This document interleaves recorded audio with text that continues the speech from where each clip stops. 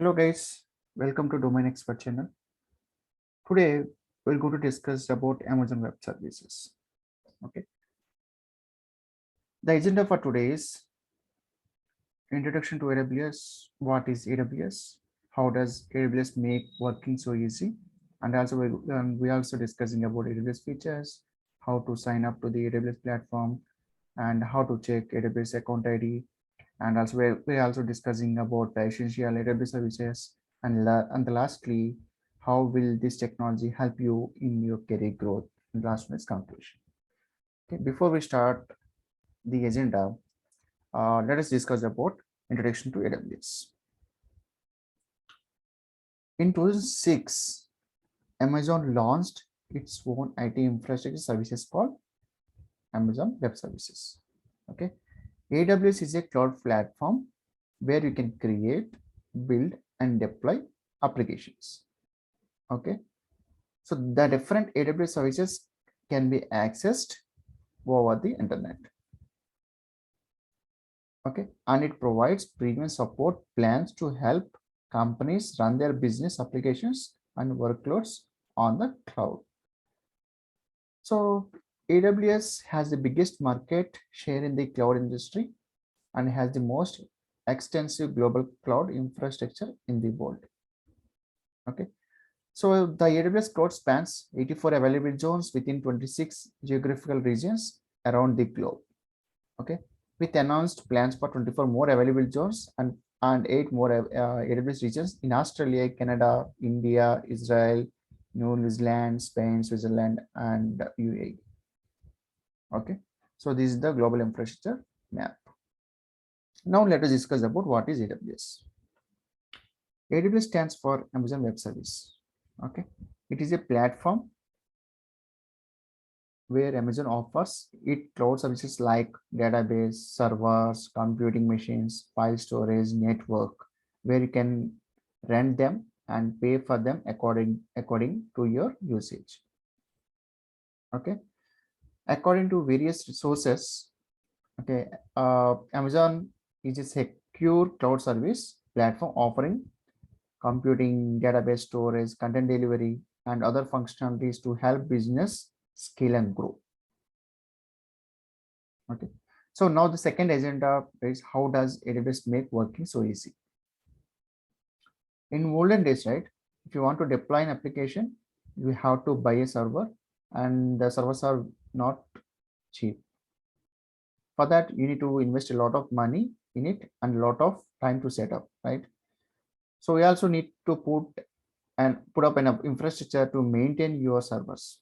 For example, if your server went down, then you need to troubleshoot it and your business will be down for that time, right? So since websites have different peak times for traffic, you need to buy more servers to scale up or to scale down. We have to manage everything manually. So that is a drawback, right, in the normal technologies, right? But with AWS, right, you don't need to buy a server. You rent it and deploy and pay only for what you use. No more expensive servers. Amazon will make everything will be managed by AWS itself. Okay. If your server goes down, Amazon will spin up a new instance for your application. With this, you don't need to maintain any infrastructure for your servers. All you need is to concentrate on your business code. So because of this agenda, AWS make working so easy. Okay, now we're going to discuss about features of AWS. The first feature is easy sign up process. In AWS, we don't need to sign any agreement. All we need is an email ID and credit card details, and we're good to go. Anyway, I'm going to show you how to create an AWS account. Okay. Uh, for now, just keep in mind that it's the one of the feature in AWS is easy sign up process. Okay, and one of the important thing is AWS offers a free tier for 1 year, in which most of the popular services are free up to a certain limit. I think for entire 1 year it will be completely free. Okay, and the second feature is simple and per hour billing. Every instance or every service has micro billing. So if you have EC2 instances, you will get billed on per hour basis, which is very transparent. Even S3 buckets, right, in AWS is also charged per GB basis. Right, everything, the billing information, everything will be available in the dashboard itself. Okay, so that anyway, that I'm going to show you in the next session. But for now, this is one of the feature you can update in the AWS. And the third feature is AWS encompasses three important pillars of cloud computing. The first one is IaaS, that means infrastructure as a service, right? So the foundation of any cloud architecture, it is infrastructure, and AWS provides the basic computing infrastructure such as storage, servers, and networking resources. And it is majorly used by IT administrators. AWS services EC2 is based on the IaaS concept through which we can set up a website or analyze the data, etc. Okay. And the second service is PaaS, platform as a service. Platform as a service is mostly used by software developers as it provides a runtime environment for developing and testing applications without worrying about the infrastructure. And the third one is software as a service. SaaS allows cloud users to use cloud-based web applications like AWS, SNS, SES, mail services, right? Or like Gmail or Yahoo, etc. Right. So this is about three important pillars of cloud computing. The fourth important feature is omnipresence. As I said that AWS cloud spans, if you see here, it spans more than 84 availability zones within 26 geographical regions around the world. And also it announced plans for 24 more new availability zones and 8 new regions. So it has more omnipresence across the globe. And the fifth important feature is scalability and elasticity. In AWS, right, scalability is the ability to scale up or scale out or scale down the computing resources when demand increases or decreases within the AWS. So for this one, we have the auto scaling service in AWS.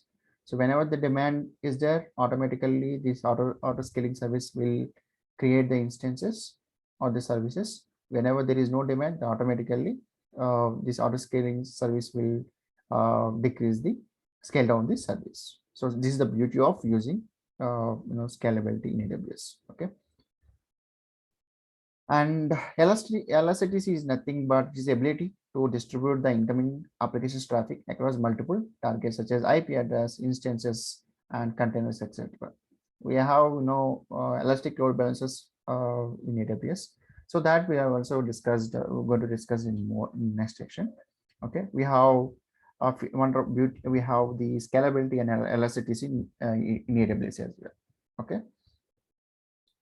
And we have the flexibility as well. We have, this is one of the feature, and the most important is security, right? So, and the stability and trusted vendor, and the last one is simple learning certifications. Okay, if you see here, okay, so AWS, this is the list of certification which is offered by AWS. So initially, AWS Solution Architect Associate is the first level of certification. So there are a lot of certifications, right? It's easy to learn and to get the certificate. Okay, simple learning and certifications. So this is about features. Okay, now we're going to discuss about AWS regions. So AWS regions and availability zones. What is in the region? First, region is a geographical area. Each region consists of 2 more availability zones. A region is a collection of data centers which are completely isolated from other regions. A region consists of more than 2 availability zones connected to each other through links. Availability zones are connected through redundant and isolated metro fibers. So this is the example of using regions. Now we're going to discuss about availability zones. An availability zone is a facility that can be somewhere in the country or in a city. Inside the facility, that is data center, we can have multiple servers, switches, load balancers, firewalls, databases, not these things which the things which interact with the cloud sits inside the data center. An availability zone can be several data centers, but if they are close together, their content as one availability zone. Okay, so this is about availability zones. Now we're going to discuss how to sign up to AWS platform. So firstly, visit the website. So this is the website. Just I'm trying to grip it. Okay, and browse it in the Google. The moment you browse in the Google, right, you'll be able to see calls, create an account, AWS account. So here onwards, I'm going to show you in the slide or the steps we have to follow. Okay. The following screen appears opening the website. So the moment we click on that, right, this is the screenshot I'm getting over here. Okay. So after that, we have to click on create AWS account button, and the following screen appears, request some fields to be filled by the user. So here we have to provide any one of the email ID with the username passwords. Okay, so once you provide that, it will ask you to update providing the contact information, fill your payment information. So in this information, right, we have to add your credit card, and the moment you add it, right, initially it will charge 1 rupee from your credit card, and it will be refunded within 24 hours. Okay. And after providing your payment information, confirm your identity by entering your phone number and security check code, and then click on the contact button. So once you click on the contact button, you will be receiving whether you will get a call from the AWS and to provide two-factor authentication. Once you enter into this code, then your number will be verified, and the following message will be, and then the following message appears on the screen. The final step is to confirmation step. Click on the same login, and it will be navigated to the management console. So then after, you have to log in with your email address and the passwords directly. Okay, so this is about creation of AWS account, and we also discussing about AWS account ID. What is AWS account ID? Account ID is a 12-digit number, such as it will be 12 digits, which can be used to construct AWS resource names. So the moment you log into the AWS account, you'll be seeing called account number. Let me log in now. Yeah.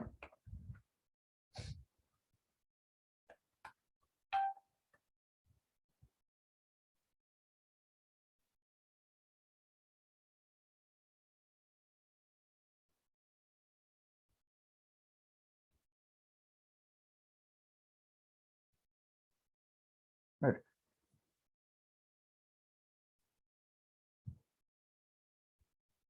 Console.